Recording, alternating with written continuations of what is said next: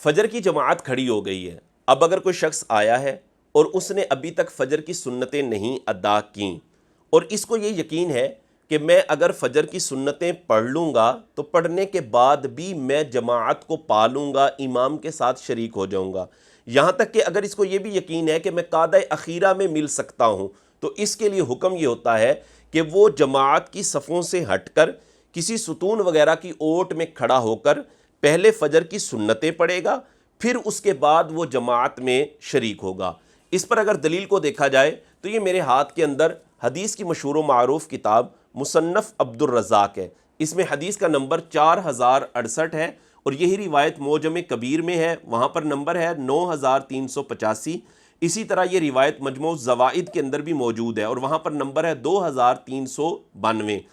روایت کیا ہے کہ حضرت عبداللہ بن ابو موسیٰ رضی اللہ تعالی عنہ سے روایت ہے، آپ نے فرمایا جاءنا ابن مسعود،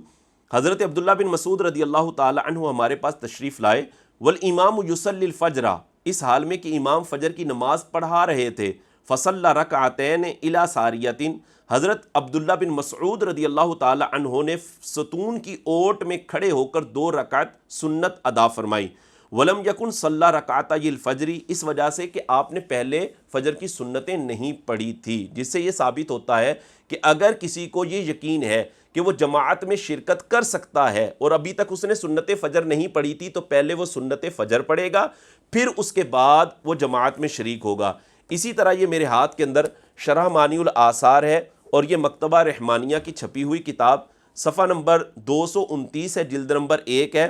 اور حدیث کا نمبر 2160 ہے، اور بیروت سے جو کتاب چھپی ہوئی ہے اس میں نمبر 2201 ہے. اس میں حضرت عبداللہ بن عباس رضی اللہ تعالی عنہما کا یہ عمل بیان کیا گیا کہ جاء عبداللہ ابن عباس، حضرت عبداللہ بن عباس رضی اللہ تعالی عنہ تشریف لائے، والامام فی صلاۃ الغداۃ، اور امام فجر کی نماز پڑھا رہے تھے، ولم یکن صلی الرکعتین، حضرت عبداللہ بن عباس رضی اللہ تعالی عنہما نے 2 رکعت سنت ابھی نہیں پڑھی تھی. پھر کیا ہوا؟ فصلی عبداللہ بن عباس، حضرت عبداللہ بن عباس رضی اللہ تعالی عنہما نے الرکعتین خلف الامام، امام سے پیچھے ہٹ کر پہلے 2 سنتیں ادا کی، ثم دخل معہم، پھر آپ جماعت کے ساتھ شریک ہوئے، جس سے ثابت یہ ہوتا ہے کہ پہلے سنت فجر پڑھی جائے گی، پھر اس کے بعد جماعت میں شرکت کی جائے گی. لیکن یہ اس شخص کے لیے ہے کہ جس کو یہ یقین ہو کہ میں سنتیں پڑھنے کے بعد بھی جماعت کو پالوں گا،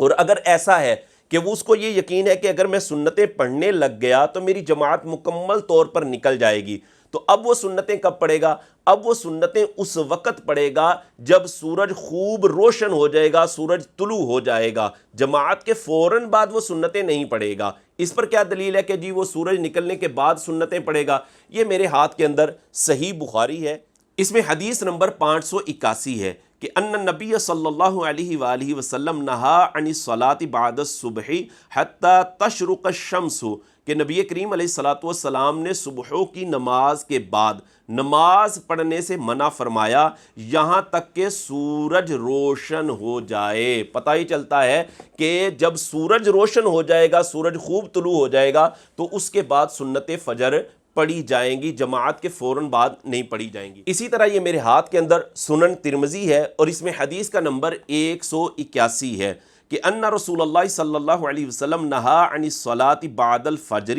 حتی تطلع الشمس، کہ نبی کریم علیہ الصلاۃ والسلام نے فجر کی نماز کے بعد نماز پڑھنے سے منع فرمایا یہاں تک کہ سورج طلوع ہو جائے. ان روایتوں سے یہ پتہ چلتا ہے کہ فجر کی سنتیں اگر رہ جائیں تو فجر کی نماز کے فوراً بعد نہیں ان کو پڑھا جائے گا، بلکہ انتظار کیا جائے گا جب سورج طلوع ہو جائے گا، خوب روشن ہو جائے گا، یہاں تک کہ اشراق اور چاشت کا وقت شروع ہو جائے گا، تو پھر سنت فجر پڑھی جائیں گی.